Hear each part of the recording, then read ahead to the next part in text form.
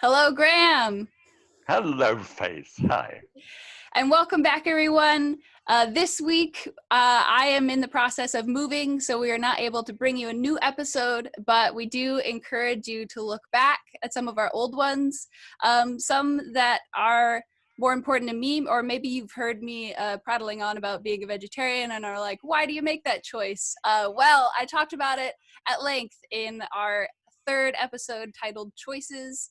And in that episode, Graham brings up the point of taking the monetary difference between buying meat and buying vegetables and moving that forward, paying it forward towards donations and helping other people less fortunate than us in the next episode, episode 4, titled Less is More. So we think that you would really enjoy those episodes if you want to go and take a look. Wonderful. And you will see my 26-year-old friend now, after 3 months of doing this, giving this 86-year-old relighting my fuse about life itself. I can't be more grateful. You really do need to listen. See you next. Thanks. Cheers. Hello, Graham. Hello, Faith. Good to see you. And welcome back, everybody, to Tea at 3. Yeah.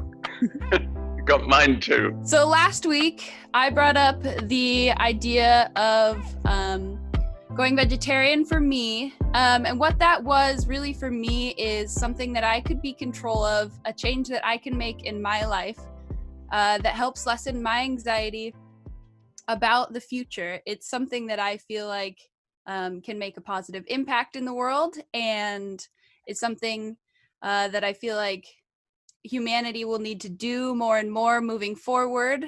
And if I can't see myself doing that, I can't see anybody else doing that in the future. So I made that decision for myself. So I'm curious, Graham, what have you been thinking about that this week? Well, first of all, you reignited the fuse of my life. When I was your age, I got to be a very interesting advanced leader on this issue. I was concerned about the future of the world, and I didn't know whether it could last as long as I might. And so I think I understand a little bit what you're saying now. But do you know, for me, I had to go back to this elusive metaphor of mine of being in the car. And if you wouldn't mind, I'd just like to revisit that. Then we can leave it alone, more or less. But my car has morphed over the week into an RV. And it's a sufficient size so that I could have 4 people join me. So there'd be 6 of us all together in the RV, so that I could actually have a meal in the RV. We used to do that. Trina and I were actually on the road for 42,000 miles over a 2-year period. And we never went back to a house during that time. We rented out our house to somebody else. So our entire lifestyle, everything that represented us, traveled with us. And that's why I put this on the wall behind me. This is a map of the United States, and that's the 42,000 miles that we did. So you could call that a journey. Now, you see, I have a lifestyle which is like that RV, except that it doesn't move. But if you could see it as the metaphor, this apartment that I have here, I could get 4 people in here just at a squeeze, and we could sit and we could have a meal. But it's not going anywhere, but I am. My life is unfolding mile by mile, day by day, down this thing called life. And I'm expecting my life to conclude somewhere around about 10 years from now. Really different from yours with the 60 plus years that you've got. So I'm really, when I see people planning for 2050, that I sort of say, I'm gone. But it doesn't mean that I'm not interested, because I want to know and I want to take up my route. I want to try and practice what I did here. I want to spend the next 60 years vicariously through you. I want to understand what you're seeing as that road ahead. Although mine terminates, yours goes on. And I'm very concerned about you. The more I get to know you, the more I like you, and the more I want a better future for you. Okay? So I want to do whatever I can when I have a voice now to help to make that future a better one for you and for my grandkids and great grandkids as well, if that makes sense. So what I've done, instead of simply parking my car, my lifestyle, at the obstacle on the mountain, I turned the thing around and went back down I-90. So you go down I-90, you turn right onto I-5 again, go up until you get to Everett, and then you make a right on Route 2. So Route 2 is going to go over the same mountain range of the Cascades that I would do on I-90, which has now been blocked. But now there's a different way that I can go over the mountain. This is my life. So I'm going to have to go over a mountain, but I don't have to travel on a multi-lane highway with all the trucks and everything else. I can go in a quieter route, which actually goes down to a two-way road at one stage, and then peters out when it gets to the end of Washington. So it's another way for me to get to journey my life with everything that I have. I want to make sure that that's the best journey I can have for me, and that it doesn't put other people at risk when I do that. And it's the sort of thing where I could have friends to come in and enjoy that life with me like I do here. They're part of the journey now. Is there anything not clear on that one? Because I don't want our friends at home to say, oh God, there he goes again. No, absolutely. Yeah. Because the thing that was the tipping point for me in making small but difficult decisions that I think will make a positive impact, the things that are tipping points for those for me are this like big weight of the future, and that like 60 years is a bigger weight of future in me making those decisions, where like your weight is only 10 years on you. And so you're adding like the people around you, you're adding their weight onto you to like help you make those decisions, and using empathy and like spreading love. And I think that's hugely important, what you just said. It's spreading love. You know, I was born for such a time as this, which is 60 years in front of you. I'm like a point person on a patrol going through a jungle. I've encountered a few things in my life already, which I know are going to encounter some things somewhat like that, but not really. I think things are changing to such an extent that I can hardly get my mind around what you may be facing, you know, in the future. But at least whatever experience I've got, I want it to be a better pathway for you. I do. And that love factor is, if we do love and care for each other, the empathy factor, we like that to be a better road, a better thing. And for me, the broad highway that is spiritually described as a highway that leads to destruction, which is what I see at the present moment, having been really attentive to this over the years. I want to find that narrower pathway that leads to life, right? And I think it can be found, and I think it can be traveled on.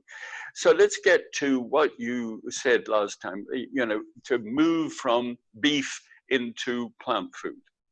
And that was your basic, you know, criteria. And I agreed with you. I said, I haven't eaten beef for 2 or 3 years. I had lamb once.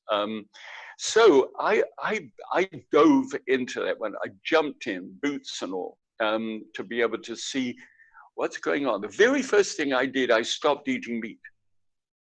That very next meal, after we got through with our conversation last week, I stopped eating meat. So I thought to myself, as I ponder this over the week, I'm going to ponder it on purpose, in a practical way, by not eating. And I actually made a sandwich for myself with very crisp cabbage. You know how crisp that cabbage can be? And I put these slices of cabbage with a nice sauce over the top of it, rammed the two pieces of bread together, and it crunched beautifully. And there was lots of texture in my mouth as a result of it. I didn't miss having the sliced turkey. I sat there and I thought to myself, I'm not missing it.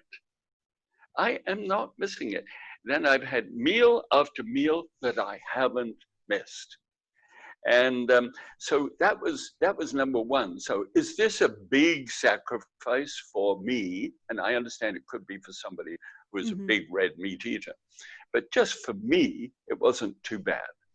And then I've jumped in, and I don't want to monopolize, but I can't tell. I've had the most wonderful confirming week that what you suggested is exactly right for me. I can do this. I can do it. That's so great. That's awesome. Yeah. So thank you so much for bringing me back on track again, because I'd simply veered off that track a little bit. And I hadn't really realized to the degree that it meant so much to me. And so I'm restored and enthusiastic about it now. How about you? What did you, I know it was your idea, so therefore you'd already pre-pondered it, but did anything else come up during the week for you? Yeah, I think a lot of what I've been thinking about this week is how much easier this decision is now than I think it ever has been. Like, let's say 5-8 years ago or so, if you made the decision to be vegetarian, I feel like there was so much more intentionality that you had to have in making sure that you got all the right proteins from the right foods, and like did a lot more of crafting that for yourself. And because it's become so much more widespread now, it's so much easier to just go to the store and buy, like, for example, I buy this thing called soy rizo, which is like a chorizo spice mix, but with soy protein. And that's something that I know like has protein and nutrients in it that I can just go to the store and buy and eat, cook up and eat. And there are only more and more things like that available to people now. So it's great to see something that I can be a part of, that I can see is growing, that could give me hope by doing it myself, but also gives me hope seeing it become more of a thing. Yes. Yeah. Has this present day virus thing, has that had any impact upon you as you've been thinking about this? For me, I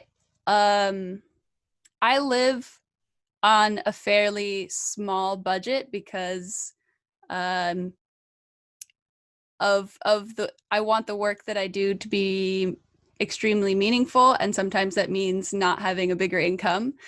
So I have not, in the last year, have not been someone who goes out to a restaurant all the time. And that's, I think, where those decisions are more in your face. Like, I have been buying and cooking my own food for a while because that's the cheaper thing to do in general. Yes. So I don't think that this specific situation has made much of a difference for me personally. It did for me this week for two reasons. One, part of my research that I wanted to do to get up to date was that the Lancet magazine did a special conference. They developed a panel of experts from around the world to look at this business of how we eat and what that means to our health and what that means to the health of the planet. And so they called it Lancet Eat. And by the time you look at it, you can see that what I eat and what a farmer farms and the way that he farms it, And when we put these two things together so that nature is resilient and so am I resilient, all of a sudden the planet is resilient. Mm. There is a real possibility for the future of mankind. So please, this magnificent piece of work which has been done blends this great way of eating, which is minuscule in terms of meat proteins and dairy, etc. But it's there, you know, because it's part of our life, and we shouldn't just say like this and don't eat those sort of things. That if we do that, we turn our decision into a spiritual decision where somebody else is wrong. Mm. And I don't think that we can say that they're wrong. I think that we can say that the choices that I'm making appear to be right for me. And so that's my choice that I don't want to have to lower onto somebody else. Right? So that's really what I learned from that. And I felt so certain about that one that I took what meat that I did have, because I can't throw it away. I just couldn't do that. I just froze it. Absolutely. So I'm now, my ordering for the future is entirely restructured around the whole idea of plant food, which I really am thrilled about. So thank you so much for raising that thing. So for me, I think part of my next steps in this is I think it's a harder step once you go from eating meat all the time to not eating meat. It's for that initial step for me was very hard to then think about also eliminating cheese. I haven't had milk in a couple years because my body just stopped being able to process it. So, but really? Yeah. Cheese is one of the really hard ones to get rid of. And so for this past Lent, I gave up cheese just in order to be able to conceptualize like not like the alternatives to it, I guess. Yes. A lot of times if you just add more salt, it's about the same thing. Like what you're actually craving in that is, I think, the salt flavor. But there, I mean, you can like mix potatoes and carrots and make this, and like jalapenos and stuff, and make a good like nacho cheese sauce. And like there's a lot of things with cashews, and there's it was fun to have that 40-day experiment to just see what it's like also without dairy, entirely without meat, without animal products. Yes. Yeah. But that's largely still like something that's a hard decision to keep making because cheese is so good. You know what I've done in this, I have a thing called velvet sauce. And I use either sweet potatoes or parsnips as a good example. Peas can be done, and beans as well. And what you do is you get, the ratio is this, it's 1 pound of actually cooked weight, so that you would very, very tenderly steam sweet potatoes or parsnips until they're really, really soft. And then you weigh 1 pound of that, put it into a blender, and put 1 10-ounce can of evaporated skim milk. I don't know whether you can take that now that when you've told me, but pour that into that parsnip mix. Switch the blender on and run it for 4 minutes. And it really does take that long. It's very noisy, but during that time, the plant cellulose and the proteins in the meat, in the milk, they combine together and it becomes like an Alfredo sauce. It is so smooth and so delicious. So what you do then, you can toss noodles in that sauce and put a little grated Parmesan cheese, they buy it in a piece, and freshly grated over the top. When it does, the hot sauce sends the aroma of the cheese up, which is very satisfying. And you can sort of kid yourself that the thing looks just like an Alfredo sauce. and its texture is the same. Mm. So I love to saute vegetables, and I make that sauce and put it in ice cube trays. So it's I can take 3 ice cubes out of a plastic bag and throw them into the stir fry instead of adding a sauce or cream or butter and that sort of thing. I have a little olive oil which I saute it in. And that is viscous in the end, and it coats it, and it sends back bright little sparkling highlights. And I just love sitting and eating that. It's a joy. With Great. I only bought a quarter of a pound of good Parmesan cheese and have got a little hand grater. And I grate a little cheese over these kinds of dishes.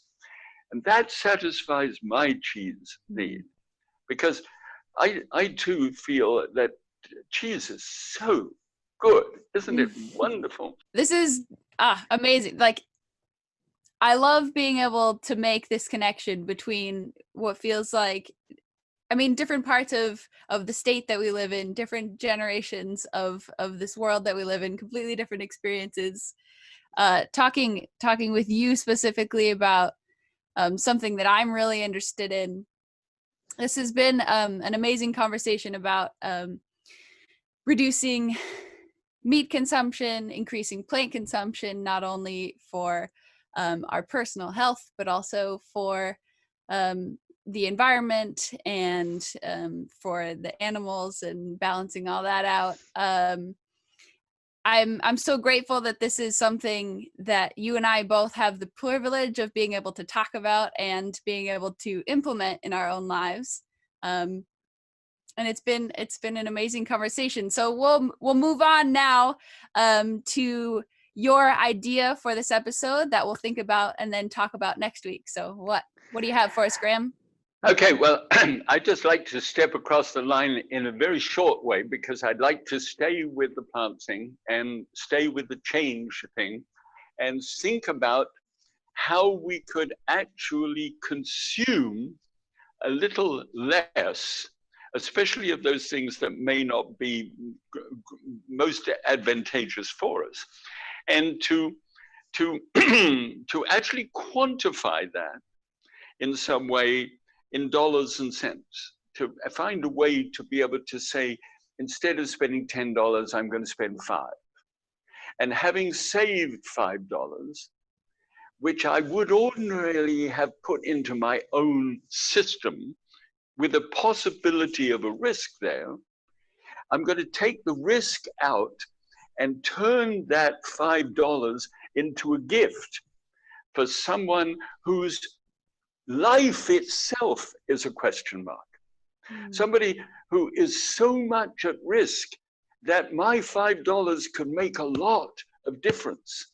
So I get to benefit, and so do they. It's kind of a double benefit idea.